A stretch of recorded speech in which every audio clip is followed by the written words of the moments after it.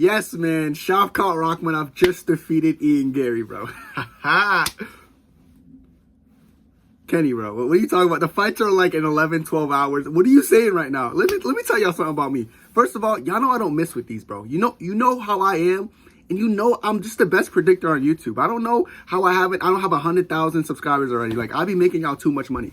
But it was kind of inevitable. It was inevitable. It was inevitable in the sense that Ian Garry started off well. You know what I'm saying? He was good at using his range in the early rounds.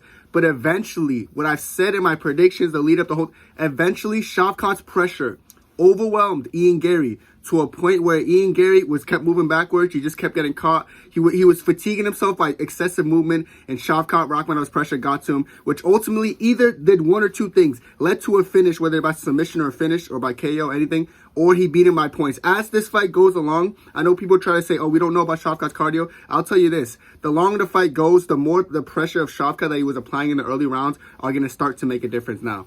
Ian Garry starts well in the sense that if Shavkat's trying to figure out the puzzle, because I think he will be, like in the early rounds, he's going to have to figure out the puzzle and have to figure out how to get by Ian Garry's length, his reach, his low kicks, you know what I'm saying? Him trying to keep the distance.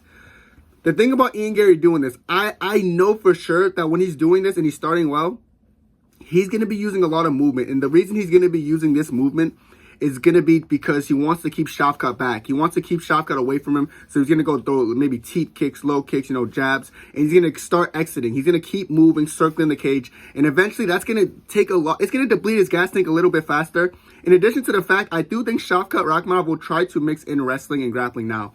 I won't be surprised when Ian Garry in the early rounds are stuffing takedowns. I don't even necessarily think Shavkat needs to shoot and needs to wrestle. You know what I'm saying? I know Shavkat's offensive wrestling is not all that elite. And I don't know if I'm the only one who knows. Like, I feel like people would like to bring up his wrestling brother. Brother, who give him, brother? His wrestling brother is not like Islam. Like, it's not like a real bad man, you get me? But his wrestling is there.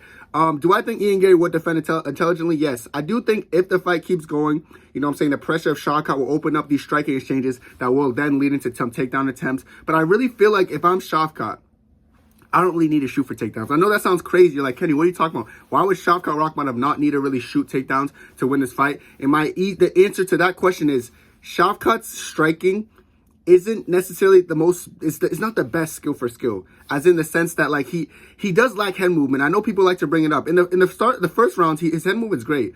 It's as the fight like accumulates, he's so reliant on like chasing the finish and walking forward that he is going to eat shots. Now you guys are probably like, oh, that's going to lead to Ian Garry catching him. No, because Ian Garry using this excessive movement to get away from Shavkat is going to lead to every time they do exchange, Shavkat would either walk through Ian Garry's shot to give him one, or he's just going to overwhelm Garry to a point where I see Garry giving up on himself. Like, I don't want to for sure say like predict a round, but I'm just going to say this. Rounds 3 and 4.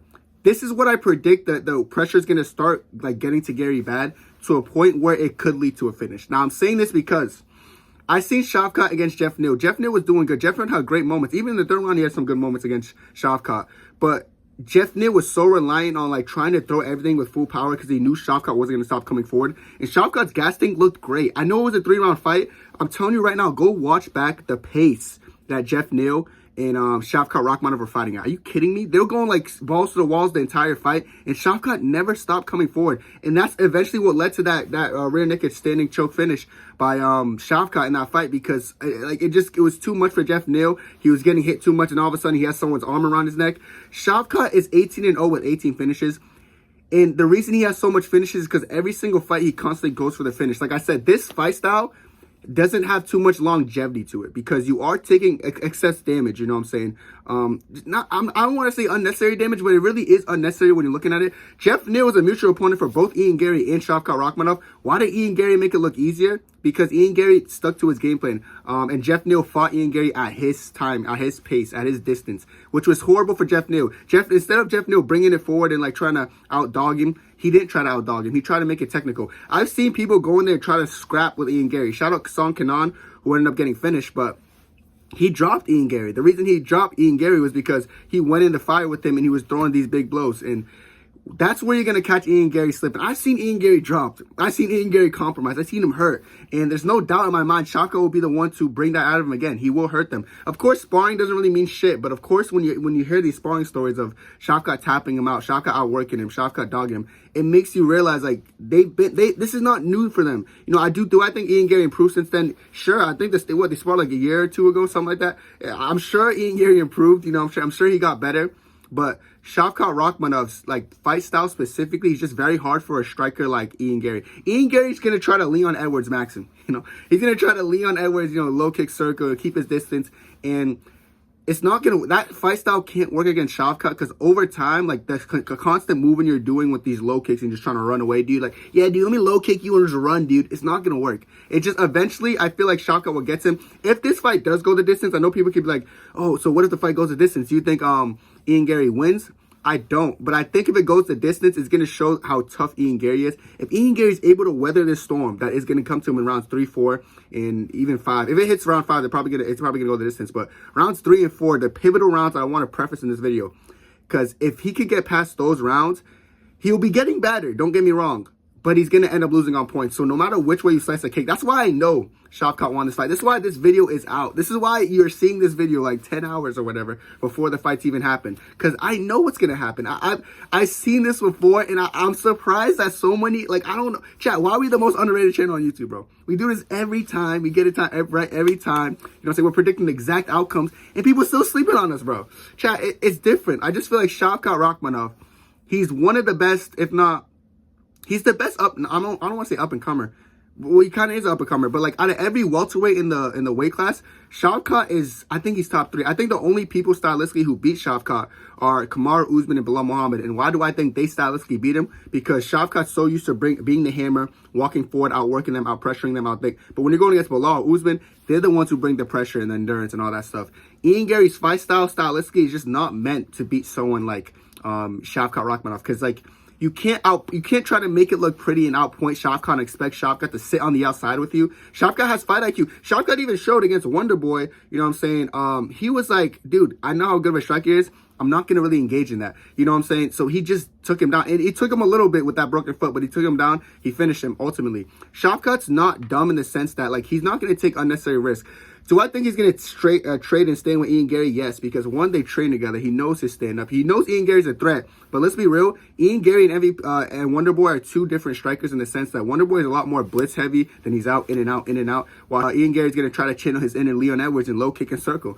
So I'm favoring Shavkat striking a lot more here. I think Shavkat's going to show his striking a lot more here. I think the clinch work, oh my God, the clinch work. I didn't even bring that up too much. The clinch work's going to be pivotal. Like sometimes Shavkat's going to have him against the cage. He's going to be using his knees, his elbows. He's going to be making it ugly. And that's what's going to be taxing Ian Garry's gas tank the most. And eventually Ian Garry's going to start to break and break and break. And that's why I think Shavkat's going to get the best of him. Now, I do want to preface, like I already said this earlier, I do think people will be nervous.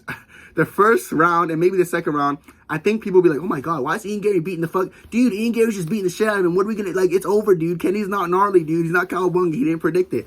But as you guys see the fight, like, go along, people might think Shavkat's going to be the one to gas.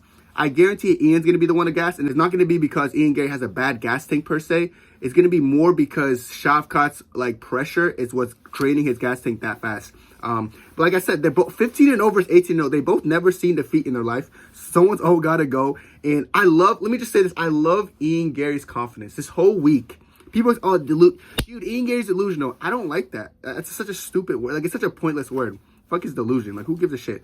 My point is, he's very confident. And I like that. Bro, he has, like, Dricus Duplessis confidence. Like, you see Dricus going to these fights where he has no business winning. He just wins it. Listen, if Ian Garry shocks the world, he shocks the world. Do I think he can shock the world? You know, Ian Garry wins not out of the ordinary, but I'm telling you right now, just based off knowledge and based off, like, you know, the fact that they've been together before, like, trained together, just based off fight styles. Something I like to preface on this channel is fight styles, because people don't understand fight styles. Like, that's what you really got to look at, not the odds, not the who you like better. Fight style wise, Ian Garry's fight style it would not suffice against someone like Shavkat. Shavkat's going to get to him. He's going to overwhelm him. He's going to break him over the course of 5 rounds, but I don't think it goes a distance because I think Shavkat's gonna keep his undefeated record and keep his finishing rate streak. That's what I think is gonna happen. And Ian Garry, he's gonna bounce back, I'm sure. This is one of those things like he's kind of like it is what it is. Like you kind of had, I don't want to say he had no chance going into it because he had a chance. You know what I'm saying?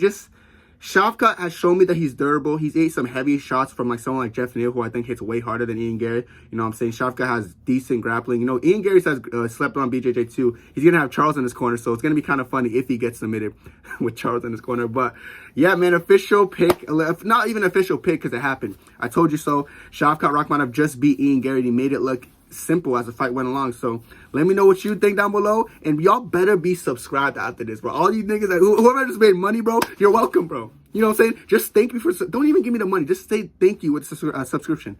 Just say thank you and subscribe. That's it.